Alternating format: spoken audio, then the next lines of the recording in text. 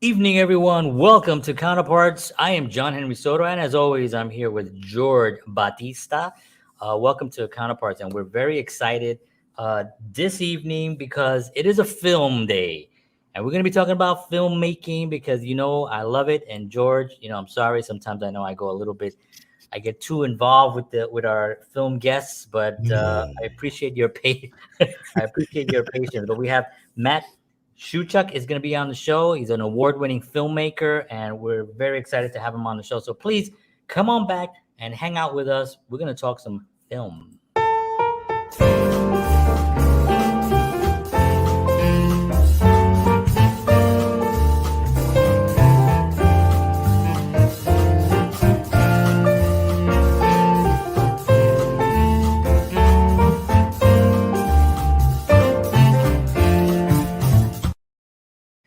So I was telling Matt backstage that sometimes I feel like I'm asking questions for myself, and maybe nobody in the audience really is interested. So if that's the case, please let me know in the comments below if you think that I'm getting too selfish. But I haven't heard any complaints yet, There's so nothing wrong with that, John. I Nothing. don't think so. I think it's Yeah. fun. I think we're Yeah. having a good time. We're enjoying Abs- ourselves here, That's and right.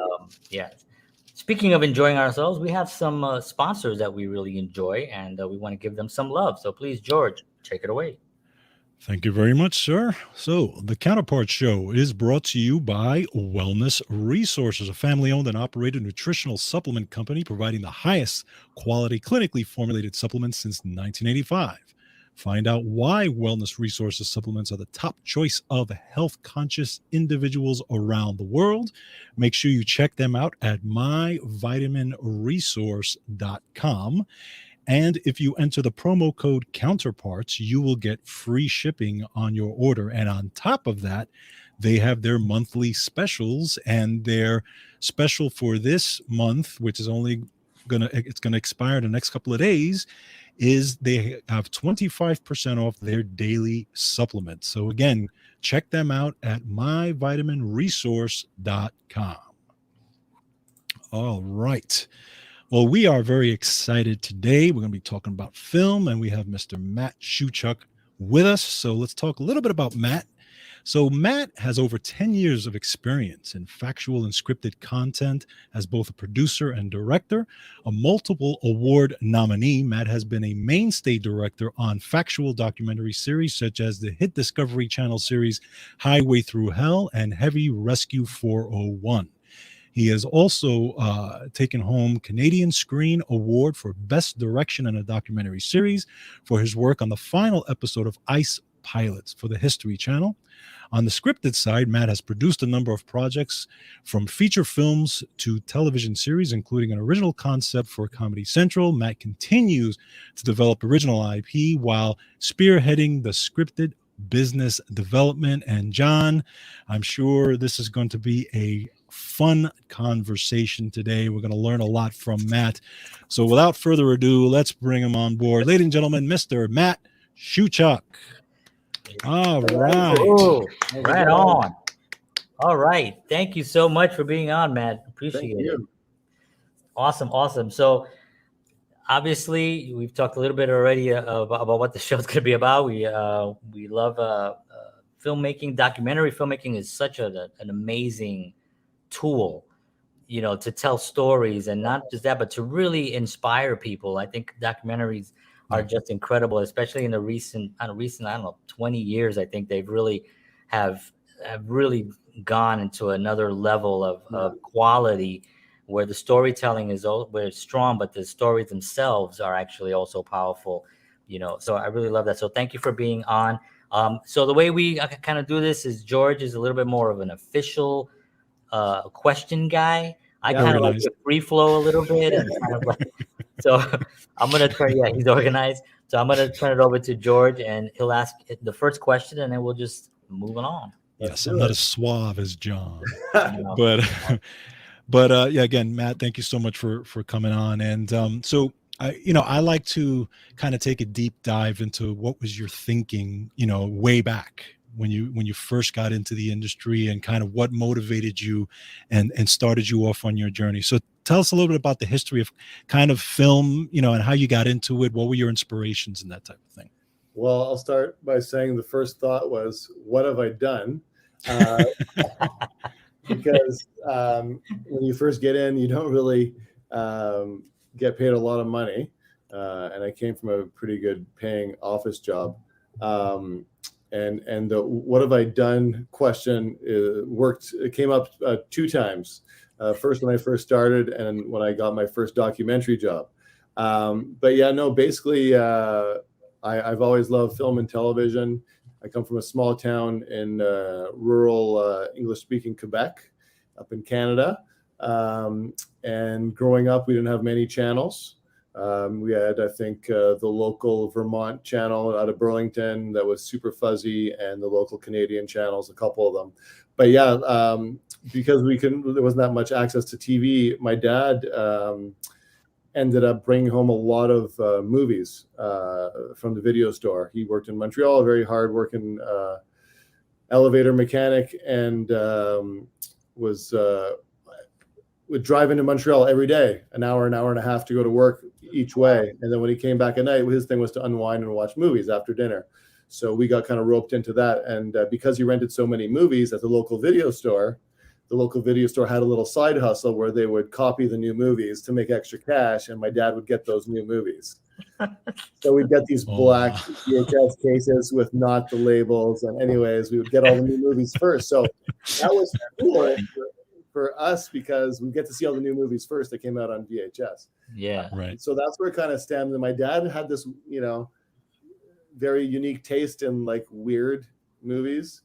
Like I remember watching IFC and like The Blind Swordsman, Zatoichi when we first got satellite. Anyways, he would just all these weird independent movies and stuff. So that kind of like piqued my interest, but that kind of got tucked away. I went to play college hockey in the States. But the one thing that remained when I went to play hockey in university is on the road trips, they're like 7-8 hours. I was the one in charge of like renting, or I volunteered to rent all the movies for the trip from Blockbuster. So that's like my background.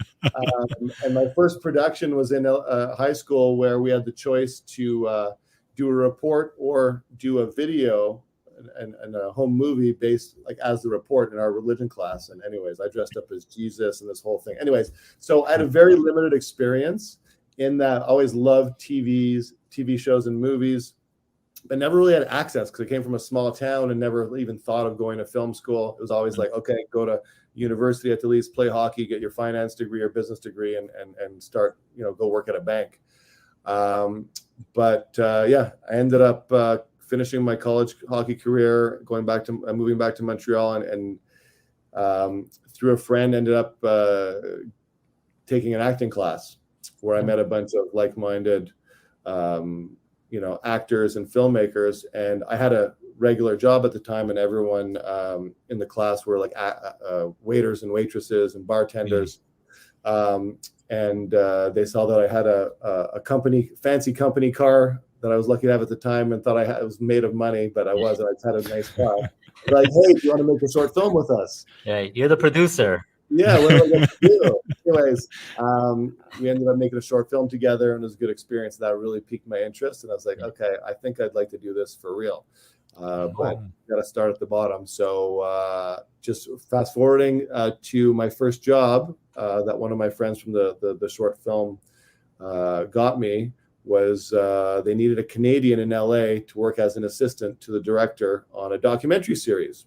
Mm-hmm. So that was kind of an easy foray into getting into the world. And for me, I just needed to have a little bit of a window or a crack in the door to get in, and I'd figure it out. I figured that was the plan. But the thing about this first documentary, it was a documentary about porn stars and porn directors and producers in LA. Oh, wow. So, it was a Canadian production, and we filmed there, and I was like, what have I done? My mom's friends would ask her, what's Matthew up to down there? She said, I don't know what he's on, working on some documentary. And then people would ask my dad, like friends from the elevator industry. Oh. The other, what's your son up to? Oh, he's in porn. that's how it all kind of started. And yeah. Well, at least it's all up from there. Yes, I hear you on that one. So yeah, yes. So I got exposed to filmmaking and documentary, and along the way, it's a small team. There's like a director, a camera guy, and a sound guy, and then there's me, who's getting release forms from the performers before or after. So you have to pick your moment, what's best for either female or male performers. Right. To get the release forms. But everyone was really great. That was a really great experience. But what I learned is that directing in documentary, at least for me, like that didn't seem that hard. It's like, oh, all you got to do is ask questions and, have the cinematographer kind of point in the right direction. I mean, obviously it's more than that, but for me, it's like I broke it down. Like I could do this. So I'd start being really annoying with the director and asking questions and how can I do this? And, with the producers, I was like, we're there for a year almost. And it's like, what can I do to help? Is there any way that I can direct? And yeah. So from there, I kind of, at least they didn't ask you to act. Well, you sure you want to help? Because yeah. So, but let's just clarify. It was a documentary about right. You were following. Like that industry and that world. Yeah, that world. Yes, and actually a very well respected show in Canada. It was called Web Dreams. It went 3 seasons. Yeah, really well done. Yeah. And it was produced by like Emmy award winning producer Mike Cronish out of Montreal. And yeah, it was the stories were extremely compelling, and that's really what was after. And that's the one thing that stood out too. It's that you're no matter what kind of world you're in, all you're doing is trying to find the best stories and access. And we had the access and having the best, on-screen subjects, documentary subjects that are open. Right. I learned that like to really, that was a crash course in probably the most extreme kind of access to or attempts to get access with people, because it's the most private thing you can do. Yet these people are opening up their lives, right? Exactly. So, it was really interesting to see that, and that really kind of set the foundation of how to also,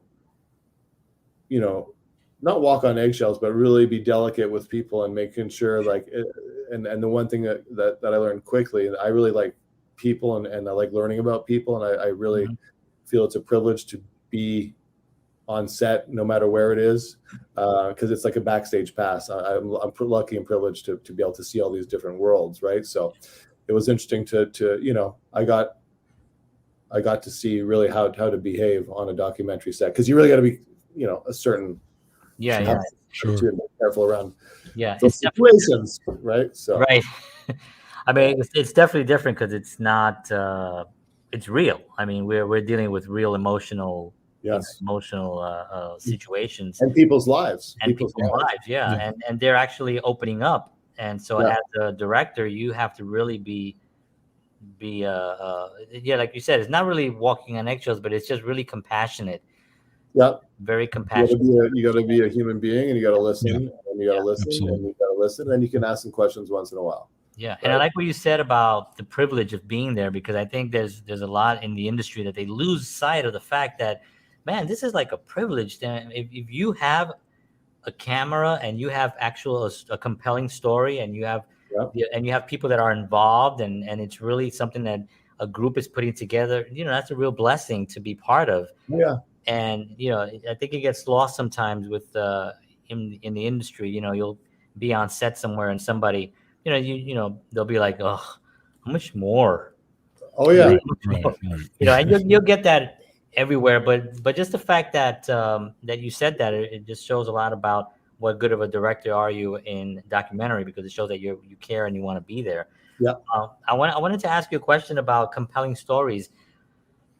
That's the game, right? We're trying. Everyone's trying. Even original narratives, documentaries, is finding a compelling story and then finding ways to tell it. When you hear someone is bringing you a documentary, you probably get that a lot. You get emails. Hey, I got an idea for a documentary. What are you looking for when you when you read that email or when you have that conversation with somebody? For me, what we look for here is how new and unique is the world. So let's say, we do a lot of, blue collar factual stuff, but we have, a wide range of projects in development. But yeah, for us, it's how unique is that world, no matter if it's blue collar, no matter if it's a dating series or what have you. It's has it been done before? Is Right. it like, because if it's another gold mining show, right, or another tow truck show, it's kind of like yeah. saturated right now, right? So it's like, Right. well, how new and fresh is that? But then also, aside from that, it's how great are the characters? And it's like the characters have to be great. Right. They could be doing the most interesting thing in the world, but if they're not compelling, they're not funny. It's going to be a struggle, and you're going to, disappoint your broadcaster, your network. So yeah, that's how unique's the world, how interesting the world is, but then how great are the characters? Like we got very lucky with Mike and Avery from Rust Valley Restorers. It's like lightning in a bottle. They are, the biggest thing with that show is whenever fans come up to them and meet them for the first time, like, wow, you guys are exactly like you are on TV. And that for me is like the kind of like I'm the most proud of that, because we're not, yes, there's story editing and the show gets edited, but yeah, to have that translate and to know that my instincts were correct, or our instincts, me and my old business partner, Tyson, is super rewarding, because it's, we followed our instinct on trying to find like the best characters possible, and then capitalized on it. Yeah, and that's the tricky part. George, I promise I'll let you ask a question. Go right ahead. But that's the tricky part, right? Because there are these, sometimes you can have a really interesting character off of, not on camera, and then you put them on camera, and then something happens where they freeze up. They freeze up, or they try now to be something. Yeah. And they didn't have to. They were already that thing. So that's another challenge, So when you get that, like you said, the lightning in a bottle, it's like it really is gold. Yeah, 100%. Yeah.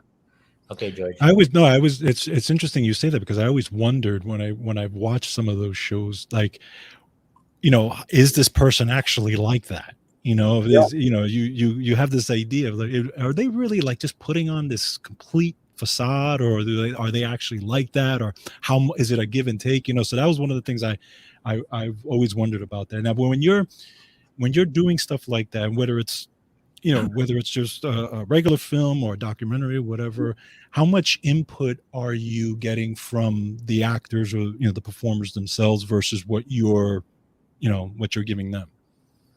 I mean, on the Rust Valley Restorers show with Mike and Avery, they give us a lot of feedback. Really? Okay. Feedback. I should be dealing with the edit on this, and like, you guys don't know what you're doing. Just turn the camera on and follow me. Don't worry about it. Like, that's funny. We ask questions right throughout the day. It's like, who writes? Like, because we film, we shoot everything. We shoot like 1,000 hours, and that show takes a year. That show takes a year. When we did 12 episodes for 2 seasons, I think we shot 14, 15 months, because it's like a pure process of following the guys, restoring all these cars and these stories, and the cars take forever to restore. So it's like, and so we have to ask a lot of questions. And Mike is like, who writes these questions? They say it right into the cameras, and they're like, oh, it's Sam or it's Katie. It's like, and then but we have a really great relationship. The Office and Mike, they're just like, they're children in men's bodies. Right. And they love, their favorite thing is to like make people uncomfortable, or to make them like to joke with people and antagonize. Perfect for that world. It works. That's kind of the key thing, when you get someone that's just that comfortable with being uncomfortable with being in an uncomfortable situation, that they love that experience. Putting a camera, that's awesome. I wanted to go back a little bit on what you mentioned earlier about your like the transition, when you took an acting class and then you kind of were on a film set, when you were on that film set, was there something that interested you behind the camera immediately, or was it a gradual thing?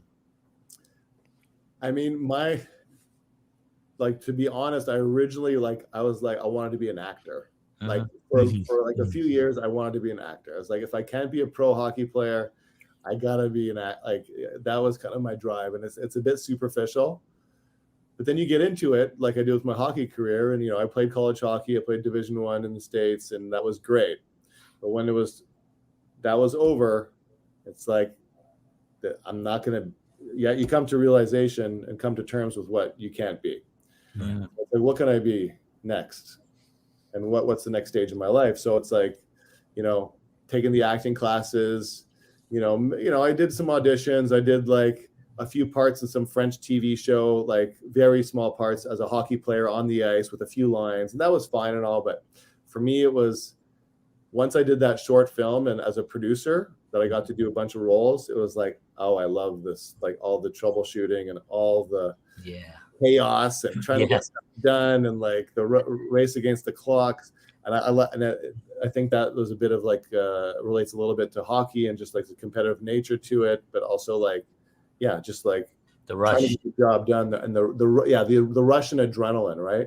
Yeah. So from there I realized that maybe if I worked at it I could become an actor, but that really wasn't my thing. And being on set was like, wow, I could be a producer potentially, I could be a director, I could be anything from here.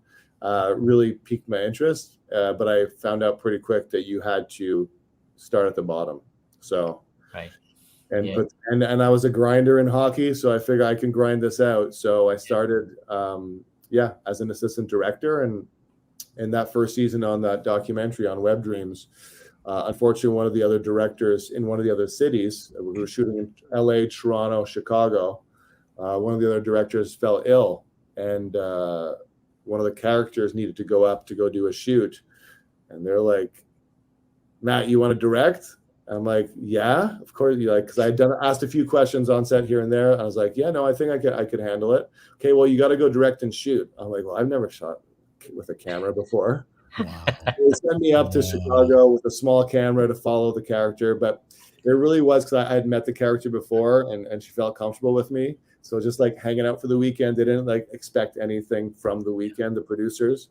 So I went and I shot a horrible sequence of scenes that were not the proper color balance, underexposed, overexposed, not framed properly. I had to do audio. I was like fumbling around, but I got along well with the character and she said, "Oh, Matt did a great job." That's the best way to learn, right? You get thrown right into it. And I just was like a concierge to the city and making sure that she was comfortable and having a good time with her and her partner. And it was great. We got back and they're like, "This is what you did wrong with filming. This is what you did wrong with directing, but maybe we'll give you another chance." So they did later on in the year where I had a camera guy and a sound guy, and I just had to ask questions and direct. And that was like, boom, boom. It just felt like, because I absorbed everything. As soon as I knew I had the access and I was there, and wanted to be a director at that point. I just absorbed everything around me and every single bit of directing, and started to look at camera work and stuff. And later had another opportunity to start to be a shooter director. And that's a little bit of another story, but we'll definitely touch on that too. Let's also clarify, like directors and cinematographers, because people say, well, you're a filmmaker. I'm like, yeah, I'm a filmmaker. So can you use these cameras, and here's this new camera that just came out, can you? And I'm like looking at it like, I don't even know where the on is. Alien technology. It's like, that's not really what I just did a music video over the weekend, and I had a cinematographer who was great. I was just like, I need this, I need that. He had a big monitor, he sets it up. And then I look at it, I'm like, oh, that's what I wanted. He did what I wanted, and it's like such a joy. But I think that the director, the industry, well, not the industry, but I think fans of film don't understand sometimes the difference between the roles and what it takes to make a film. Like a 5-minute sequence can be it can be hours and hours and hours. It's a day, if not two. Yeah, easily. Unscripted, unscripted for sure. Yeah, exactly. Oh, yeah, exactly. That's another issue. So can we talk a little bit about it's Rust Valley Restorers, right? Yeah. Season 5. Yeah. Right. Talk a little bit about that and how that experience is going, and how did that come about? It's going great. Yeah, I mean, every year we kind of wait on ratings and sales and how the show's doing to see if it's going to get renewed. And we were lucky to get a season 5. Even after season 4 kind of felt like it might have been a bit like the end of the road for the show, because the show's about Mike Hall and his partner in crime, best friend Avery Schoaf, and Mike's collected over 500 cars in season 1 over the last 35 years. And they put them in this field, and every episode they restore a car from the field, or do a car for a client kind of thing.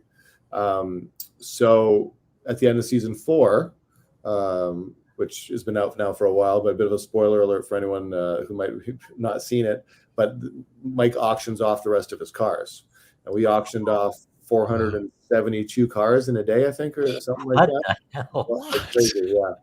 So they're parts cars. There were some anchor cars, some nice finished cars. So I thought that was maybe the end of the series. Yeah. But there's such an immense amount of stories in Rust Valley and in that part of the world. People wanting Mike to restore cars, and Mike, he's constantly buying cars and falling in love with cars. So there's so many different stories we can tell. So when the network asked if we could do another 8 episodes, I said, yeah, of course we can do as many episodes as you want, as many seasons as you want. So so we got into season 5, and I guess the idea there was, how are we going to make this season different?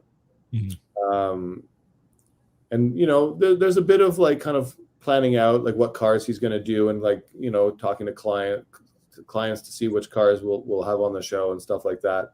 This year we kind of like just followed what Mike was going to do in general. We didn't have we'd always do like a demolition derby or like a roundy round hit to pass, as they call it, kind of race.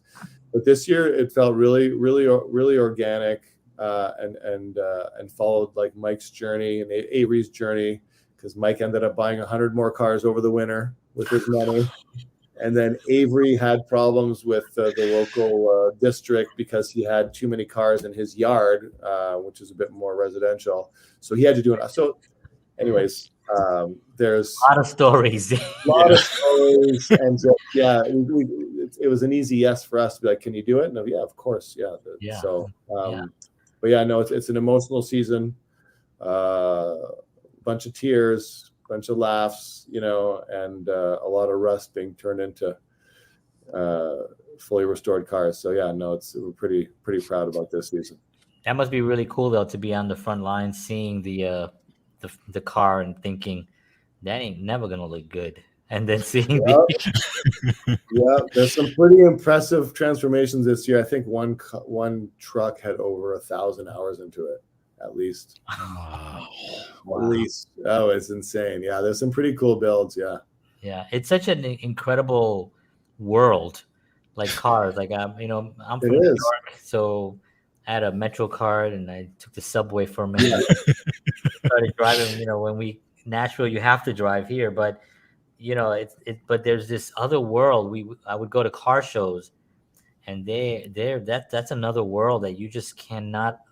If you're not in it, you're not in it. Right. But there's always a car that you can potentially relate to, being it a Lamborghini you saw on a poster, or there's always a car that someone's like, they have their favorite kind of car. Yeah, so like a Knight Rider. There you go.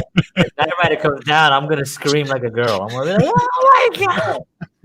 Yeah, exactly. So it's really interesting to see, like in the summer now, there's over probably 50 to 100 fans that stop in at the shop, and it's like wow, off the Trans-Canada Highway, and not a very populous town, but it is well traveled, and people from all over Canada. We've had people from all over the world stop in, and everyone has a story about a car, and it's really wonderful.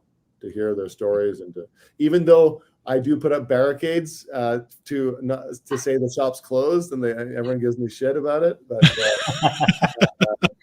because if everyone's coming in so we had to establish rules where it's at lunchtime and after 4:30, because you got to shoot. We're shooting a documentary, but also like if Mike and the guys keep coming out and giving tour, like everything, like the car's progress will not happen, right? Right. You're looking at like another year and a half for like 10 episodes. Yeah, so there's sometimes a love-hate relationship between them and me when I'm like, I come in and lay down the law with the barricades and like trying to, we got to keep things going here, guys, because the first season I directed and produced and blah blah blah, and now I'm strictly executive producing it. So yeah. Well, it's also the job of an executive producer, but also as a director to keep the show going, because it's very easy for like a quick little 5-minute conversation to turn into 15 minutes, and people don't realize that 15 minutes here, 15 minutes there, you've lost hours and hours. So sometimes you got to be a little bit, and being tactful is a key thing. But sometimes you got to be, okay, guys, see that sun? If that sun gets over here, we are done. Yeah. So we have to get these shot. This is how much we have left. And if we don't get that done, so you have to be that. Do you, you said they give you shit sometimes for that. Is that something that not in this project, but just in other projects that are you like the guy that kind of keeps the ball rolling, and you're like, okay, guys, we got to get this. Yeah. It's subtle in the sense that, I won't be pushy on the daily. Right. Like we have to make, like stuff we shoot is like 6, 7, 8 months it takes to shoot the shows that we do. Right. So, okay, guys, we gotta keep this momentum going, and on a more of like a weekly or monthly, but when I show up, I tend to nitpick a bit and be like, what are we doing? People see Mike went for lunch, or what, or like, hide the barricades, Matt's coming. Yeah, exactly. Yeah, put the barricades back up. Matt's coming. Yeah. So that's funny. Something I've always wondered about with watching series and directors and these type of, and again, I'm a lay guy. I don't know much about this stuff, but I was always curious. When if somebody's on a TV series, for example, there's always a different director that comes in for what, how does that? I mean, I'm assuming you're dealing with a different style every single series. I mean, I don't know, how does that work when it comes to, right? You have to kind of like learn what that director each week is, their style. Is that how something like that works? I mean, what we've done a lot now is graduated some of the camera guys, cinematographers to directors. That's a good idea. Even our sound recordist, because we're small teams, right? And as the years go on, depending on budgets, you got to be kind of frugal or creative with your assets. So our sound recordist, who does our sound mix, also Adam Nogler, he's fantastic. He's now like directed the last few seasons. Wow. He's there. The guys do 2-week shifts. They do 2 weeks on, 2 weeks off. Right. They go home to their families. That's really important to me, because I have a family. And although I don't get to see them as much as my camera crew gets to see their families, right. I was always the one on the shows before I had my own company, like on the tow truck show on Highway Through Hell. I think I have the record for most weeks in a row working. I did 13 weeks in a row. So it's like, that's like my Ukrainian, whatever, hockey grinder background. But so for me, it's important for them, as now I have children stuff, to make sure that they get home to that. So we have, some of the camera guys have graduated to directing. So it's a lot of the guys that know the style, and are, it's shorthand to execute, and it's pretty easy. And there's always Mike and Avery there to remind them if they're not doing it right. Exactly. Yeah, you have them watching over. Yeah, that's awesome. Yeah, that's awesome. Yeah, I think that's one of always the challenges with shows is when there's a show that has been on and you have different directors coming in. They have to obviously be familiar with the show. Totally. But they also have their own style. So exactly. You don't want a director to come in and change it so drastically where it loses the momentum that the show has built. Yeah, Right. exactly. One, but I think that's smart with the cinematographers because they've been there. They kind of know the show already. Yes. So it's kind of like, that's really cool. And you know, at times you try and bring in some other directors, you know, and you know, because they're new. It's not because they're not good, because they're new or they're not. Mhm. You know, it doesn't really work out because, you know. They You need that. You need at the bottom line at the end of the day is you have to be able to get along with the characters. Right. If that's not there, well, then everything's it's not gonna be fun for anyone. Yeah, well, I can imagine a brand new director, poor guy coming in or girl coming in and having to face. Who wrote these questions? Well, that's it, right?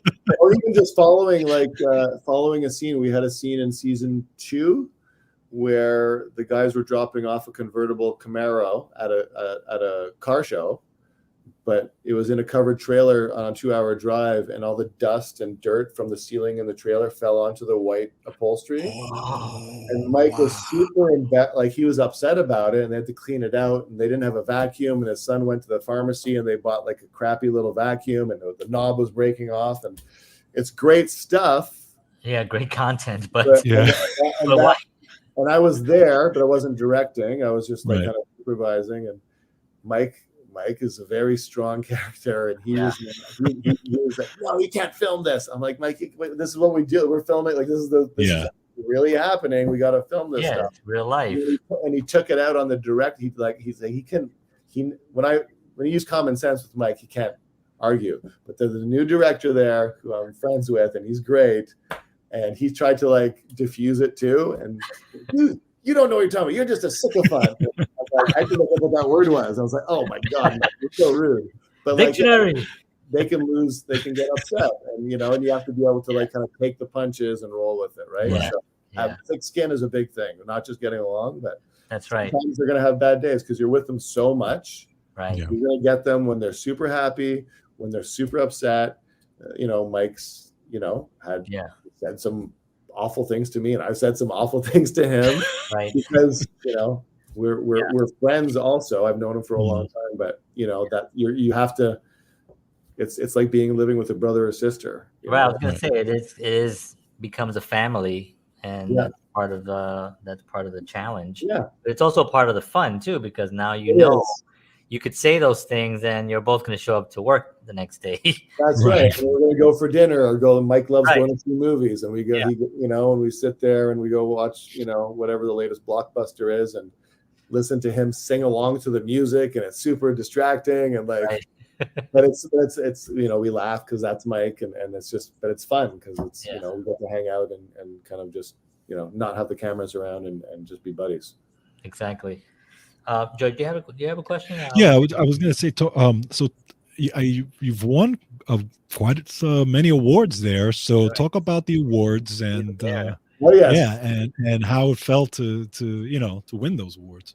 Yeah, no, we got to crack the USA and crack the Emmy side of it, but and you never know, some other stuff. Hopefully down the road, we got a project that's a feature doc coming up that we're very excited about. But yeah, no, I mean. Again, being competitive and coming from kind of like a hockey background, you always want to win, and you always want to do your best, and you want to get those accolades to show that your hard work's paid off. It's a tough industry in Canada, and we're on the West Coast, so we don't Toronto's the hub, so a lot of the voting and stuff kind of comes out of Toronto, so it's kind of hard to break in and get an award because everyone kind of votes for people. They don't really know us that We're pretty far west, right? So, but we're still part of that community. So, I got nominated for directing on Highway Through Hell. Didn't win, but got a taste of it. So wanted to, keep pushing. And then I did a season of Ice Pilots for History Canada, and was lucky enough to be nominated and win the award. Wow. And unfortunately, I was not at the awards because my son was being born. Okay, that's the best award right there.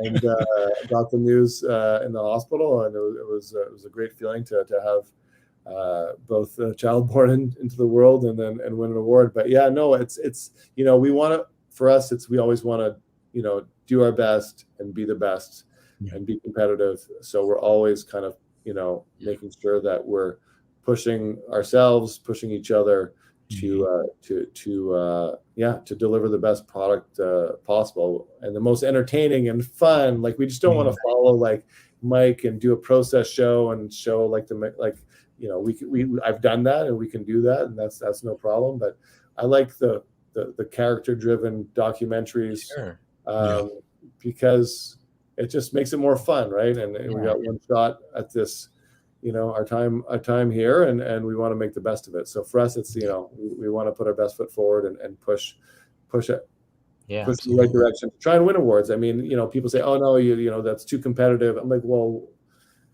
I mean, the whole award thing, it's like I know that the award shows and have been getting kind of a bad rap and people kind of put them down, but they're real validations of hard work, and it's actually it's actually great to be able to say, I worked my butt off, and this is what this is actually somebody validating what we've done as a team. I think that's really important. So I know that the award shows sometimes they kind of go into weird areas sometimes, and I think that's what kind of makes it seem whatever. There's controversy behind it. And it's like at the end of the day, it's just like who was nominated, who did who won, who no one is the best, right? Because that's not really a real thing. It's not, you say he's the best actor. Yes. Well, it's not the best actor, but for right now, they've chosen his performance as the best right now.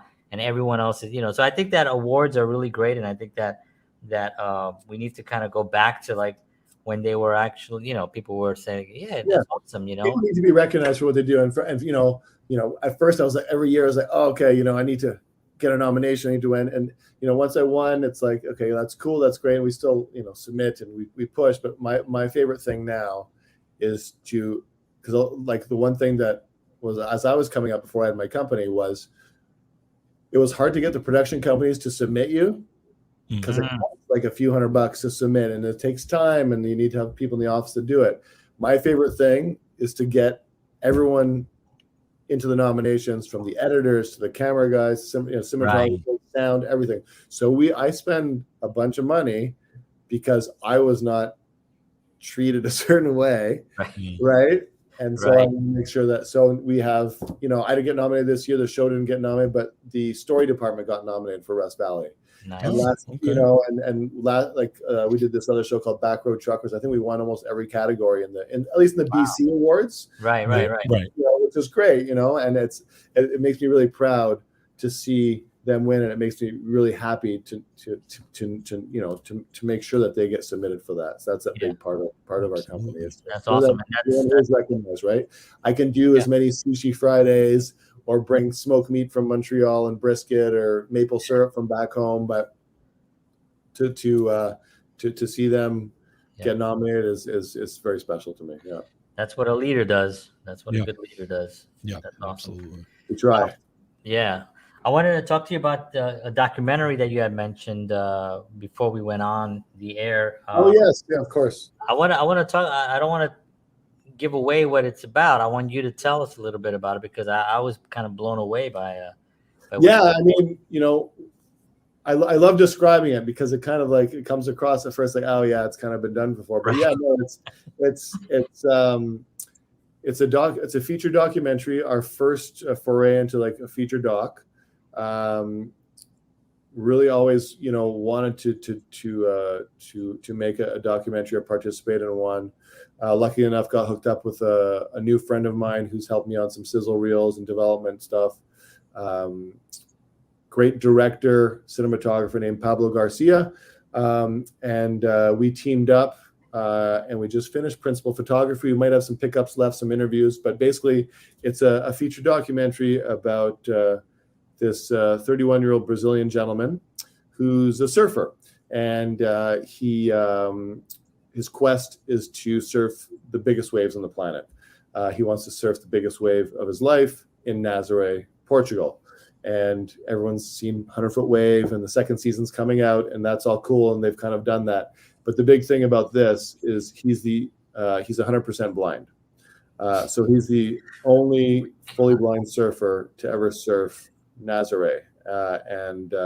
So it's been a wild ride, and a lot of ups and downs, and he got injured, and it's a combination of a family story, inspirational comeback, theme documentary, and super excited about putting it together. We're going to edit now. Pablo, I'm picking him up in a few hours from LA at the Vancouver airport. He's flying in, and he's going to be here for 10 days.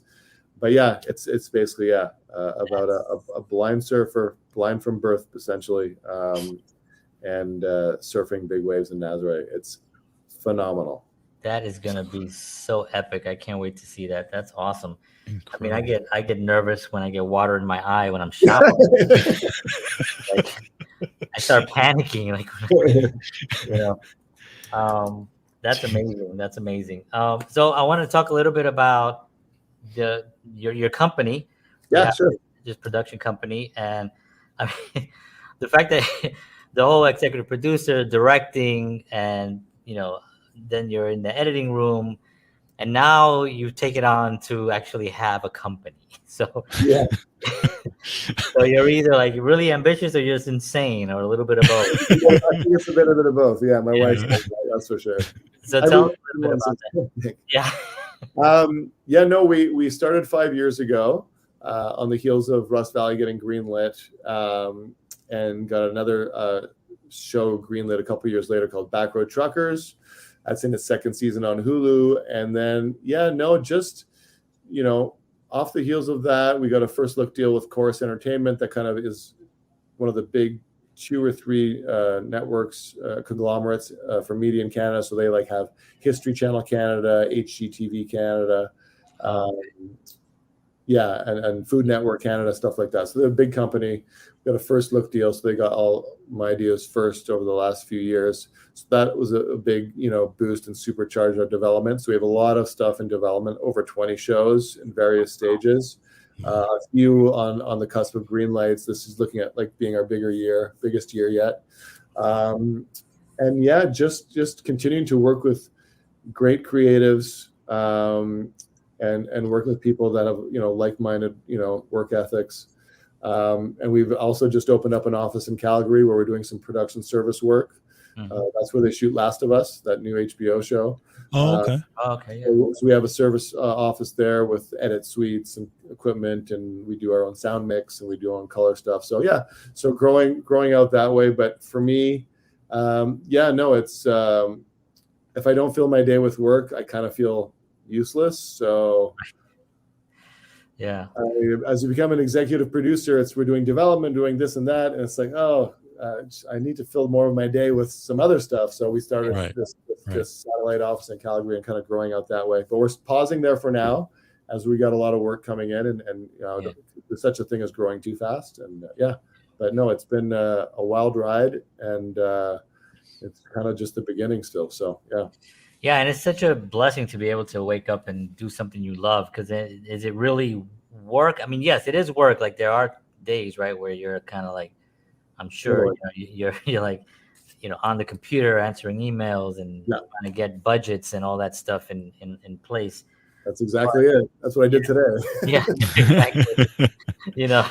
But at the end of the day, you're doing something that you're really passionate about, and it is that whole is that thing that people don't go after, because it's the difficult. You could have stayed at that office job that you mentioned. It was a good paying job. Good. It was a great job. It was a great company, great people. Yeah. And it could, and there is that idea that's safer. In reality, it's not really safer, because you're not really creating what you want to create if you're a creator. Yeah. So at the end, then when you're retiring and you're getting your gold watch, then you're like, God, I didn't really create what I wanted to create, and now it's kind of late. But you take that leap with so many people. Do you have any advice for anyone that's on the fence on trying to start like not just a production company, but just really looking at their passion to try to make money from their passion? Yeah, and to piggyback on that, I was going to ask you this before. I'm just curious. Like, you were at that job, and what was the mindset of making the leap into going full time eventually, and what did you feel? Was there that fear, like, oh my God, so kind of talk about that piece as well. Extreme fear and anxiety, is that yeah, exactly. in between, I ended up like those college painting signs you see around like town and stuff. Yes. Working for my buddy as I'm trying to crack the industry. I was like making $15 an hour painting houses because I need to pay the bills. So definitely, you definitely need a strong work ethic. And if you can outwork the next person, that'll get you a leg up. The other thing is, if they ask you if you can shoot and use a camera, say yes and figure it out. That's what I ended up doing on another shoot. I know I said I bungled the Chicago shoot on that one, my first attempt, but on another shoot, they asked if I knew how to shoot. You direct, can you shoot? I'm like, oh yeah. So the next couple of days, I'm dragging. It was just me and a sound guy. I was dragging my 65-year-old sound guy around back when like there was no like wireless. So he's tethered to my camera, dragging him around, holding up the box monitor as I'm like shooting like this oil rig, drilling a hole for an hour. It's just drilling a hole. He was like this French guy. I said, Matthew, you're doing an art film on the drilling of a hole. Like, no one shoots this long. You're rolling, like, you got to cut. I'm like, no, I'm shooting everything. He's like, whatever. He's like, you don't understand. Anyways, I ended up shooting a bunch of stuff, and they loved it. But, like, I was calling my cinematographer friends, like, what are these buttons for? What's this color temperature thing? Like, and they're like, what are you doing? I'm like, I'm shooting and directing a show. Like, what? And anyways, I did it, and they hired me full time. And, the rest is history. But yeah, no, I think it's being able to listen to everyone else that has the experience. I think I said that earlier. It's like listen, and absorb as much as you can when you're in those opportunities and in those situations where you're on set. Don't just focus on your job. Like, do your job, but every other moment that you have is like, what's the sound guy doing? What's the camera guy doing? What's the producer doing when he comes on set? How is he treating people? And it's really just absorbing that, because I was just a sponge. So be a sponge and work harder than everyone else. That's exactly. And you were drilling that hole. I just kept thinking that's riveting. I like it. But I had one where you said just say yes. So I was an actor. I was in front of the camera for a while, and because I'm a short Puerto Rican, there was a shortage of short Puerto Ricans in New York actors. So I cornered the market. And but somebody asked me, they're like, hey John, can you shoot this? I know you do films and stuff. And I was like, yes, I can. I didn't have a camera. So I said yes. You know what I did? I actually went and I borrowed a camera from an accountant that I know. He had a Canon Rebel. Yeah. All you need. I got the Canon Rebel. I got a thing, and I went and I shot this thing, and I think I made like $100, but I shot it, and they were really happy with it. But I had no idea how to use it. I went home and I figured it out, and YouTube, we had YouTube still. This was about maybe 8 or 9 years ago. And I saw YouTube and I saw a video and I got the hang of it. But you're right. It's like, if you really want to do it, just say yes and then figure it out. Yeah. Because initially you want to say no. Yeah. Right. But if you're going to say yes, then you got to figure it out. Don't say yes and then don't figure it out. And figure it out quick. And do it quick. Like as soon as you say yes, that's when you go home. And from that moment until you got to shoot, you're just working. So when you get there, you have some sense of comfort that you're like, okay, at least I know where the on is. Yes. This is this is where I can focus, and I got to point it. That's right. Because everyone knows pretty much how to frame. It's just the rest of it. The rest of it, exactly. You try not to double hit the record button, which I've done many times. Right. Oh my God, I didn't get that. Oh God. Can you cry again? Yeah, exactly. Documentaries. I love this. So when so many questions, because my head is filled with like so many directing questions. But as a director, I love directing, and that to me is really, you're right. You have to be in the center of that room at all times, and know what everyone is doing, and especially like background, because sometimes they think they're at a party, Yes. And they'll be like, where are they? They're upstairs drinking, eating all the craft services. But making sure you know where they are is also, but yeah, that skill, what is that? Like, can you explain what? Because it's sort of like being aware of everything at one time, and it's such an amazing thing. Like for the first, I think I figured it out maybe like 2 or 3 films in, where I realized, oh, this is what it is, and I read things. It's like just knowing what everyone's role is, knowing where everyone should be, being organized with your paperwork so you know what the next thing is. Yeah, totally. And then, but can you talk a little bit about that? We're at 55 minutes, George. Wow. Into it. Wow. No, I mean, it's for sure an adrenaline rush. That's the one draw. So you will have to deal with the fact that all eyes are on you and you have to get stuff done. I mean, scripted is a bit different than unscripted, of course, because you have a bit more time with unscripted. But especially on a scripted show, which I've done a few of, you better have your shit together. And be able to like troubleshoot and adjust and adapt pretty quickly. But I mean, it does take a certain kind of person. Don't show fear. You can't say that. But don't be afraid to ask for. I think I like asking for some input. I mean, I'm not going to ask necessarily the PA's input. Right. If they have a good idea and they're just and you've chatted with them, maybe But no, like with your cinematographer, of course. I don't mind looking. I think it's just to not be ashamed or shy to like get some input from other people too, because it's like no one's all knowing. Yes, there's directors. I think big Hollywood directors. They're probably pretty protective of their craft and what they're doing, but they're also not sure how it's going to turn out. They can't guarantee it's going to be a $200 million like. So I'm okay with like being a bit more open and vulnerable. I think it also helps relax everyone else. But I mean, when it's time to do the work and we're under the gun, it's like military sergeant time kind of thing, and it's like let's go. And so you got to be able to like give and take, because you got to be soft with people sometimes. There's different personalities, then you got to be on it. But and when you decide, don't be a jerk. Right. Don't be a jerk. Right. And when you decide on something, make sure your decision is strong, so they know that you're willing to make that decision that has to be made. And sometimes it's a tough decision, but you got to make it, and you got to make it quick.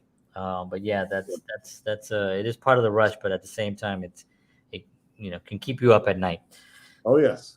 Matt, this has been such a tremendous joy. Like I said before, look at the time is we've almost at an hour now. Before we say goodbye, I want to ask you a question. The last couple of years have been very challenging for a lot of people, and our artists, especially, kind of getting back out. So, do you have any advice, especially as someone that's done so many of the different roles in that industry, if not everyone, all of them actually? Any advice for someone that's coming out, or maybe afraid to come out, or just is that trying to figure out what should they do? Any words of encouragement for them? Yeah, for me, I mean, I was pretty shy growing up and throughout, kind of out of college.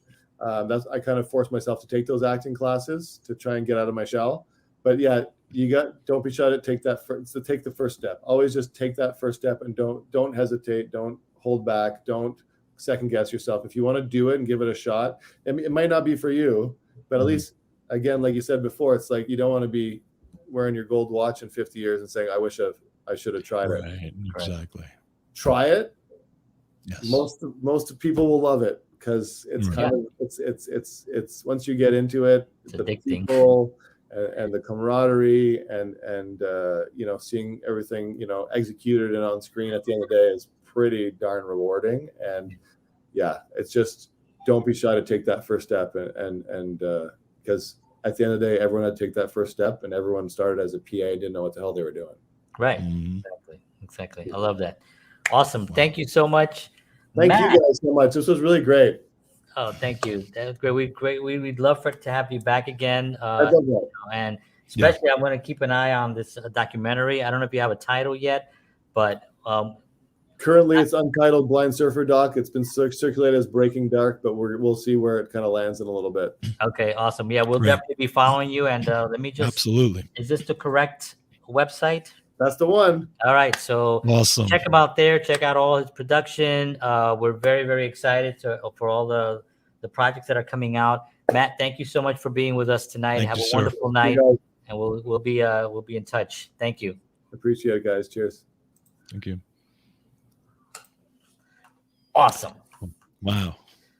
Awesome. What a great conversation. Yeah. I know, and this is what we always say about the not just the industry, but how you have to, your mindset. Right. Your mindset in the industry has to be a very specific. He has that thing that we always talk about on the show. Yeah. That if you don't have that, you ain't gonna make it. You're gonna be asked to leave, because at the end of the day, people, these productions cost a lot of money, and the money has to be regained. Not everything happens. But at least if you have the work, and you have a better chance. Exactly. And you have to have the right mindset to do that. So that's awesome. Absolutely. So, thank you very much, Matt, for being on the show. We appreciate it. And George, thank you very much. I usually play a little bit of music out, but I kind of forgot to play it tonight. John, you went off script again? Yeah, it's playing. But thank you for joining us this evening. We love we're having dinner at the Chez Le Fond. And we'll take the check, please. Want to thank you all for tuning in. We'll see you again next week here on Counterparts, 7 p.m. Central, 8 p.m. Eastern Standard Time. For George Batista, John Henry Soto, Counterparts. We'll see you all next week. And as always,